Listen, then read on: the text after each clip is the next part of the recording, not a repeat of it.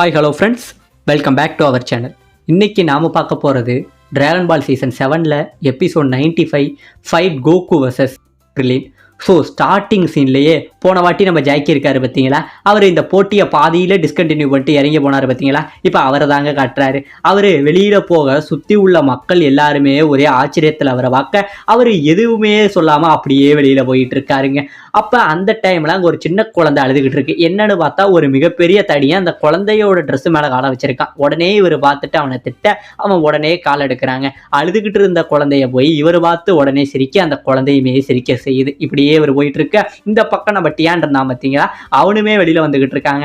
அவங்ககிட்ட எல்லாரும் மைக்கு கேமரா பண்ணிட்டு இந்த வெற்றியை பற்றி நீங்கள் என்ன சொல்ல விரும்புறீங்க அப்படி இப்படின்னு கேட்க அவன் ஏற்கனவே சண்டை போடாமல் ஜெயிச்சதை நினச்சி கடுப்பில் இருக்க. இவங்க வேற கேட்க உடனே என்ன பண்ணுறான், உங்கள் வேலை எல்லாத்தையும் பார்த்துட்டு இங்கேருந்து போங்க அப்படின்னு சொல்லி எல்லாருக்கிட்டையுமே கோவப்படுறாங்க. இப்போ இந்த பக்கம் இந்த கிரேன் மாஸ்டர் இருக்காரு பார்த்தீங்களா, அவரு பயங்கரமான ஹாப்பியில் இருக்காருங்க. டியான் சொன்ன மாதிரியே நீ ஜெயிச்சிட்ட, எப்படியோ உன்னை பார்த்து அவன் பயந்துட்டான், நம்ம ஸ்கூலுக்கு மறுபடியும் நீ பெருமையை சேர்த்துட்ட அப்படின்னு சொல்லி இவர் பேசிக்கிட்டு இருக்க. நம்ம டியான் என்ன சொல்கிறான், இது எதையுமே கண்டுக்காம மாஸ்டர் எனக்கு கொஞ்சம் ரெஸ்ட் வேணும், ஏன்னா அப்படியே விட்டுருங்க அப்படின்னு இவன் சொல்ல இவங்களுக்கு பயங்கரமான ஆச்சரியங்க. இப்போ இந்த பக்கம் நம்ம டியான் இருக்கான் பார்த்தீங்களா, அவன் குழப்பத்திலேயே நடந்துகிட்டு இருக்கான். என்ன பார்த்து அவர் எதுக்கு இப்படி சொல்லணும், அவர் எதுக்காக முதல்ல சண்டை போடாமல் பாதியில் விட்டு கொடுக்கணும், எதுக்காக இதெல்லாம் பண்ணினாரு, இதுலலாம் என்ன அர்த்தம் இருக்கு, என்னன்னே என்னால் கண்டுபிடிக்க முடியலையே அப்படின்னு சொல்லி நம்ம டியான் ஒரே குழப்பத்தில் தாங்க போகிறான். இவன் இப்படியே நடந்து போயிட்டு இருக்க. நம்ம மாஸ்டர் இவங்கிட்ட சொன்ன எல்லாமே இவன் மண்டையில் மறுபடி வந்துகிட்டே இருக்கு. நீ இருளோட பாதையை விட்டுட்டு ஒளியோட பாதையில போகணும், ஓ நல்ல மனசுக்கு நீ இவனோட சவகாசத்தை முதல்ல நிப்பாட்டணும். இவரு சொன்ன ஒரு விஷயமே இவன் மூளையை குடைஞ்சிக்கிட்டு இருக்க. இப்ப இவன் என்ன பண்ணிட்டு இருக்கான், இங்கே இருந்து டென்ஷன்ல தாங்க போயிட்டு இருக்கான். அப்படியே போயிட்டு இருக்க. எதுக்கு அவ்வளவு தண்ணி டேங்கர் இருக்கும், அது எல்லாத்தையுமே கையாலே அடிச்சு குத்திக்கிட்டு இருக்காங்க. எதுக்காக இவர் விட்டு கொடுத்தாரு, எதுக்காக போட்டியை டிஸ்கண்டினியூ பண்ணினாருங்கிற மாதிரி எல்லாத்தையும் அடிச்சு நொறுக்கிக்கிட்டு இருக்க. இப்ப இந்த பக்கம் நம்ம அம்பையர் இருக்காரு பாத்தீங்களா, அவரு இந்த போட்டி எப்படியோ முடிஞ்சிட்டு இப்ப அடுத்த போட்டி கோகு கிரில்லின் இவங்களுக்கு இடையில தான் நடக்க போகுதுங்கிற மாதிரி அம்பையர் பேசிக்கிட்டு இருக்க. இந்த பக்கம் புல்மாவுக்கு பயங்கரமான பயம். என்னது இவங்களுக்குள்ளயா, இதுவரைக்கும் இவங்க சண்டை போட்டதே இல்லையே, இவங்களுக்குள்ள சண்டை வந்தா யாரு ஜெயிப்பா, என்ன நடக்க போதோ தெரியலையே, நம்ம யாருக்கு சப்போர்ட் பண்றதுன்னு நினைச்சு இவங்க எல்லாருமே குழப்பத்துல இருந்துகிட்டு இருக்க. இப்ப இந்த பக்கம் நம்ம கோகு இருக்காரு பாத்தீங்களாங்க, அவரு சண்டைக்காக ரெடி ஆகிட்டு இருக்காரு. அப்படி ரெடி ஆகிட்டு இருக்க நம்ம கிரில்லின் இருக்கான் பாத்தீங்களா, அவன் கோகு கிட்ட பேசுறாங்க. கோகு எனக்கு ஒரு பிராமிஸ் பண்ணு, அதாவது எந்த ஒரு காரணத்துக்காகவும் பாவம் பார்த்து இந்த போட்டியில நீ எனக்கு விட்டு கொடுத்துடக்கூடாது, நம்ம ரெண்டு பேருமே நம்மளோட ஃபுல் எனர்ஜியில் இந்த இடத்துல சண்டை போடணும் அப்படின்னு சொல்லி இவங்க ரெண்டு பேருமே இந்த இடத்துல கையை ஷேக் பண்ணிக்கிறாங்க, ஒரு சத்தியமும் பண்ணிக்கிறாங்க. இப்ப போட்டி ஒரு வழியா ஸ்டார்ட் ஆக அந்த பறை இசை இருக்கு பார்த்தீங்களா, அது எல்லாமே முழங்கி ஸ்டார்ட் ஆக போது ரெண்டு பேருமே உள்ள வராங்க. வந்த உடனே இவங்க ஃப்ரெண்ட்ஸ் எல்லாருக்கும் பயங்கரமான ஆச்சரியம். இப்போ நம்ம யாரை தான் உற்சாகப்படுத்துறது, கிரணை உற்சாகப்படுத்தினா அப்போ கோகு தோத்தா பரவாயில்லையாங்கிற மாதிரி ஆயிடும், கோகுவை உற்சாகப்படுத்தினா அப்போ கிரில்லின் தோத்தா பரவாயில்லையாங்கிற மாதிரி ஆயிடும். இப்போ நம்ம யாரை உற்சாகப்படுத்துறதுன்னு சொல்லி இவங்க பயங்கரமான குழப்பத்தில் இருக்க. இப்போ இந்த பக்கம் நம்ம கிரில்லின் இருக்கான் பார்த்தீங்களா, அவன் ட்ரைனிங்கை பற்றி யோசிச்சுக்கிட்டு இருக்காங்க. இந்த 3 வருஷம் இந்த போட்டிக்காக நான் ரொம்பவே கஷ்டப்பட்டேன், பல நாட்கள் தூங்காம பல இதை சாப்பிடாம எவ்வளவோ உடைச்சிருக்கேன், இந்த போட்டியில என்னோட ஃபுல் ஸ்ட்ரென்த்தை நான் காட்டுவேன் இவன் புலம்பிக்கிட்டு இருக்க. இப்ப இந்த பக்கம் ஒரு வழியா இப்ப நம்ம எல்லாரும் எதிர்பார்த்துக்கிட்டு இருந்த அந்த செமிஃபைனல் போட்டி ஸ்டார்ட் ஆகவும் போதுங்க. ஸ்டார்ட் ஆக போக இந்த பக்கம் நம்ம மாஸ்டர் இருந்தாரு பார்த்தீங்களா, அவரோட ஜாக்கி சான் வேஷம் எல்லாத்தையுமே கலைக்கிறாரு. இனிமே இந்த வேஷத்துக்கான தேவை இருக்காதுன்னு நினைக்கிறேன், சரி பாய் அப்படின்னு சொல்லிட்டு அந்த வேஷத்துக்கு பாய் சொல்லிக்கிட்டு இருக்க. இது எல்லாத்தையுமே நம்ம டியான் இருக்கான் பார்த்தீங்களா, அவன் பின்ன நின்று பார்த்துக்கிட்டு இருக்காங்க. பார்த்த உடனே மாஸ்டர் சொல்றாரு, ஏன்பா இங்க வந்த அப்படின்னு கேட்பா. அப்படி இப்ப இந்த பக்கம் நம்ம டியான் இருக்கான் பார்த்தீங்களா, எதுக்காக நீங்க வேஷம் போட்டீங்க, ரோஷிங்கிற உங்க அடையாளத்தை மறைச்சிக்கிட்டு எதுக்காக இந்த போட்டிக்குள்ள நீங்க வந்தீங்க, ஒருவேளை ரோஷியா நீங்க தோத்தீங்க அப்படின்னா அசிங்கங்கிறதுக்காக வேஷம் போட்டுக்கிட்டு என்கிட்ட தோக்குற மாதிரி நீங்க நடிச்சீங்களா, எதனாலதான் இந்த வேஷம் போட்டீங்க அப்படின்னு கேட்க இந்த டைம்ல நம்ம ரோஷி சொல்றாருங்க, இப்பயும் சொல்றேன் இந்த வேஷம் நான் போட்டதுக்கான காரணம் எல்லாமே ஸ்டூடெண்ட்ஸுக்காக தான். ஏன்னா இந்த போட்டியில ஒருவேளை அவங்க ஜெயிச்சிட்டாங்க அப்படின்னா தான் பெரிய ஆளுங்கிற மாதிரி ஒரு தற்பெருமை அவங்களுக்குள்ள உண்டாயிடும், அவங்களோட பலம் இதோட நின்றுடும். ஒருவேளை அவங்களுக்கு அந்த தற்பெருமை வரக்கூடாதுங்கிற காரணத்துக்காக தான் அவங்கள விட இன்னும் நல்ல பலமாசாலிகள் எவ்வளவோ பேர் இருக்காங்க, அதை அவங்க புரிஞ்சுக்கணும், அவங்களுக்கு தலைகணங்கிறதே ஏற்படக்கூடாது, அதை ஒழிக்கிறதுக்காக தான் அவங்க கூட சண்டை போட்டேன் வேஷத்தை மாத்திக்கிட்டு. இனிமே எனக்கு அதை பத்தி கவலை இல்லை, ஏன்னா அவங்க ரெண்டு பேருமே நல்ல ஃபைட்டர்ஸ், நல்லா வந்துருவாங்கங்கிற நம்பிக்கை இருக்கு அப்படின்னு இவர் சொல்ல. இப்ப இந்த பக்கம் நம்ம டியான் இருக்கான் பாத்தீங்களா, அவன் சொல்றாங்க, நீங்க எதுக்காக இந்த முடிவை பண்ணீங்க, நீ இப்பதான் எனக்கு புரியுது.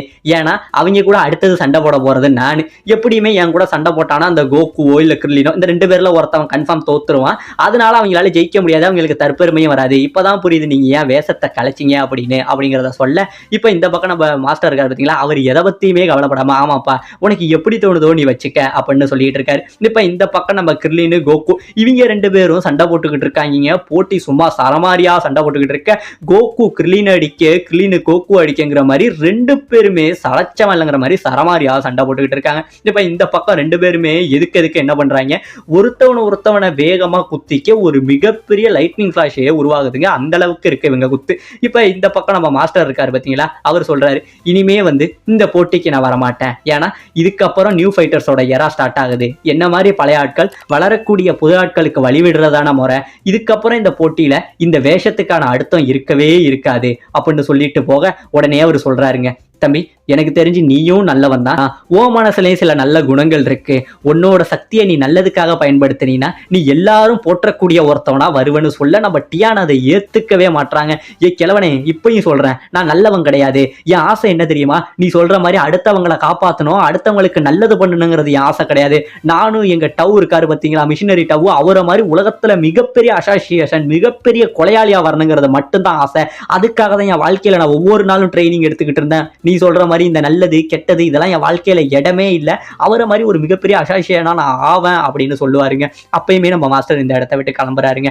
கிளம்பும் போதுமே சொல்றாரு, எப்பா இப்பயும் சொல்றேன், உன் மனசுல எவ்வளவோ நல்ல எண்ணங்கள் இருக்கு, இருளோட பாதையிலிருந்து ஒளியோட பாதைக்கு வான்னு சொல்லி ரொம்பவே காமா பேசிட்டு போக நம்ம டியானு மறுபடியுமே குழம்பிக்கிட்டு இருக்காங்க. நான் இவ்வளவு பேசியுமே அவன் கொஞ்சம் கூட என் மேல கோவப்படல. அவன் என்னத்துக்காக தான் என் கோவப்படல, அப்படி என்கிட்ட என்னதான் அவர் எதிர்பார்க்கறாருங்கிற மாதிரி இவன் இருந்துகிட்டு இருக்க. இப்ப இந்த பக்கம் நம்ம கோகு கிர்லின் இவங்க சண்டை நினைச்சதோட ரொம்பவே வேகமா போயிட்டு இருக்குங்க. ஒரு தராசுல எப்படி இடங்கள்ல வச்சா 2 பக்கம் சமமா காட்டுமோ அந்த மாதிரி நம்ம கோகு கிர்லின் இவங்க 2 பேரும் சமமாவே அடிச்சுக்கிட்டு இருக்காங்க. இப்படியே சண்டை போட்டுக்கிட்டு இருந்தவங்க ஓரளவுக்கு மேல கீழே இருந்து ஏர்ல வரக்குறாங்க. ஏர்ல வளர்ந்து சண்டை போட்டுக்கிட்டு இருக்காங்க. மறுபடி கீழே வர இந்த பக்கம் நம்ம கோகு அடிக்க வர நம்ம கிர்லின் இருக்காரு பாத்தீங்களா, அவரு இமேஜ் டெக்னிக்கை போட்டுறாருங்க. அதுல இருந்து டாட்ஜ் ஆகி இப்ப கோகுக்கும் இவருக்கும் மறுபடி சண்டை வர சுத்தி உள்ளவங்க எல்லாரும் சண்டையில இருந்து கொஞ்சம் கூட கண்ணை எடுக்காம ஆச்சரியத்துல பாத்துக்கிட்டு இருக்க. சுத்தி உள்ளவங்க எல்லாம் உற்சாகப்படுத்துறாங்க, கோகு கிர்லின் சொல்லி 2 பேரையுமே அவ்வளவு உற்சாகப்படுத்துறாங்க. இப்ப இந்த பக்கம் நம்ம கிர்லின் இருக்காரு பாத்தீங்களா, அவர் இங்கே இருந்து பறந்து வந்து நம்ம கோகு ஒரு அடி அடிக்கிறாருங்க. அடிச்ச உடனே கோகு பறந்து போய் பக்கத்துல உள்ள சுவத்துல மோத செய்யறாரு. மறுபடியும் நம்ம கிர்லின் அடிக்க வர நம்ம கோகு இங்கே இருந்து டாட்ஜ் ஆகி வானத்துல பறக்க செய்யறாருங்க. வானத்துல பறக்க அவருக்கு ஈட நம்ம கிர்லின் என்ன பண்றான், அவனுமே கீழே இருந்து குதிப்பான் பாருங்க. இப்ப 2 பேருமே ஏர்ல போயிட்டு இருப்பாங்க. இப்படியே போய்கிட்டு இருக்க ஒரு குறிப்பிட்ட தூரத்துல நம்ம கிர்லினோட தலை இருக்கு பாத்தீங்களா, அதுல மேல உள்ள சூரியன் பட்டு அப்படியே அந்த லைட் ரிஃப்ளெக்ட் ஆகி நம்ம கோகுவோட மூஞ்சில பட கோகுக்கு என்ன நடக்குதுன்னு கண்ணு தெரியாதுங்க. இந்த கேப்பை யூஸ் பண்ணிக்கிட்டு நம்ம கிர்லின் ஏர்ல இருந்து நம்ம கோகுக்கு வப்பாரு பாருங்க ஒரு உத, அப்படியே கோகு கீழே விழுவாரு. நம்ம கிர்லினுக்கு பயங்கரமான ஹாப்பி. இந்த ஒரு அடியை யாராலையுமே இது பண்ண முடியாது. கோகுவே நல்லா ஸ்ட்ராங்கான அடியை என்கிட்ட எடுத்துட்டான், நான் தான் இந்த போட்டியில ஜெயிக்க போறேன்னு நம்ம கிர்லின் நினைச்சுக்கிட்டு இருக்க. கோகு கீழே விழாம அப்படியே வந்து நின்னுறாருங்க. இதை பார்த்தோன்னே சுத்தி உள்ளவங்க எல்லாம் ஆச்சரியம், நம்ம கிர்லின் ரொம்பவே தப்பு கணக்கு போட்டுட்டாரு அப்படிங்கிற மாதிரி சொல்ல இந்த பக்கம் நம்ம டியான் இருக்கான் பாத்தீங்களா, அவனுமே இந்த போட்டி நடக்கிற இடத்துக்கு வந்துடுறாங்க. இந்த போட்டியை பார்த்துக்கிட்டு பயங்கரமா ஆச்சரியப்பட்டுக்கிட்டு இருக்கான். இப்ப நம்ம கிர்லின் இருக்கான் பாத்தீங்களா, அவன் இன்னும் கீழே கூட லேண்ட் ஆகல, அந்த ஏர்ல இருந்து தான் வந்துகிட்டு இருக்கான். இப்ப நம்ம கோகு என்ன சொல்றாரு, என்கிட்ட நீ வசமா மாட்டிக்கிட்ட, இதுக்கப்புறம் உன்னால என்கிட்ட இருந்து தப்பிக்க முடியாது கிர்லினா அப்படின்னு சொல்லிட்டு நம்ம கோகு இங்கே இருந்து வேகமா ஏர்ல வர கிர்லினை உதைக்க போக உடனே நம்ம கிர்லின் என்ன பண்றாங்க, அப்படியே மொத்த காத்தையும் உள்ள இழுத்து ஒரு பலூன் மாதிரி மாறிடுறான். அதனால இவன் ஏர்ல வர வேகம் ரொம்பவே குறைஞ்சு மிதந்துகிட்டு வர நம்ம கோகுமே அவனை உதைக்காம அடியை ஜஸ்ட் மிஸ் பண்ணிடுறாரு. இதை பார்த்தோன்னே பயங்கரமான ஆச்சரியம், இவன் அவனோட ஃபைட்டிங் ஸ்கில்லை எவ்வளவோ டெவலப் பண்ணிட்டான், கிர்லினாடா இது இந்த அளவுக்கு டெவலப் பண்ணுது அப்படிங்கிற மாதிரி எல்லாருமே ஆச்சரியப்பட இப்ப கீழே இறங்கின நம்ம கோகு சொல்றாரு, பரவாயில்ல கிர்லின், லாஸ்ட் 3 வருஷம் நீ ரொம்பவே கஷ்டப்பட்டிருக்கேன்னு தெரியுது, நிறைய பிராக்டிஸ் பண்ணியிருக்கோங்கிறதும் எனக்கு தெரியுது அப்படின்னு சொல்ல நம்ம கிர்லின் என்ன கோகு அதுக்குள்ள சோந்துட்டியா என்ன, இனிமேதான் உண்மையான சண்டையே இருக்குன்னு அவர் சொல்ல நம்ம கோகுமே என்ன சொல்றாரு, பரவாயில்லப்பா நானும் இப்ப ரொம்ப நாள் கழிச்சு சந்தோஷமா உங்க கூட சண்டை போடுறேன், பாப்போம் உங்ககிட்ட நீ எவ்வளவு திறமை தான் இருக்குன்னு பாப்போங்கிற மாதிரி இன்னுமே 2 பேரும் ஃப்ரெண்ட்ஷிப்பா தாங்க சண்டை போட்டுக்கிட்டு இருக்காங்க. பக்கம் நம்ம டியான் இருக்காரு பாத்தீங்களா, அவர்கிட்ட நம்ம மாஸ்டர் சொல்லிட்டு போயிருப்பாருங்க, அதாவது புது ஃபைட்டர்ஸோட ஏஜ் வந்து தொடங்கிடுச்சு, அவங்களோட பர்த் வந்து நிச்சயமாயிடுச்சு, இனி பல புது வீரர்கள் வர போறாங்க, அதுல ஒருத்தன் இந்த உலகத்துக்கே வந்து வெளிச்சமா திகழதான் போறான் அப்படின்னு சொல்ல இந்த பக்கம் என்னதான் நம்ம டியான்னு ஒரு பக்கம் குழம்புனாலும் கிழவா நீ எதெல்லாம் சொன்னியோ அதெல்லாம் பொய்னு முன்னாடி நிரூபிச்சு காட்டுறேன், நீ சொன்ன எதுவுமே ஒரு விஷயம் கிடையாது அப்படின்னு சொல்றேன். நீ உன்னோட மிகப்பெரிய நம்பிக்கையான கோகு இருக்கான் பத்தியா, அவனை இந்த இடத்துல கொல்லுறேன், அவனை கொன்னு நான் ஜெயிச்சு காட்டுறேன், நான் சொன்னதுதான் உண்மைங்கிறத உனக்கு நிரூபிச்சு காட்டுறேன் அப்படின்னு சொல்லி இன்னுமே டியான்னு ஒரு குழப்பத்திலையும் ஒரு கோவத்திலையும் இருந்துகிட்டு இருக்க. இதோட இந்த இடத்துல இந்த எபிசோட முடிக்கவும் செய்றாங்க.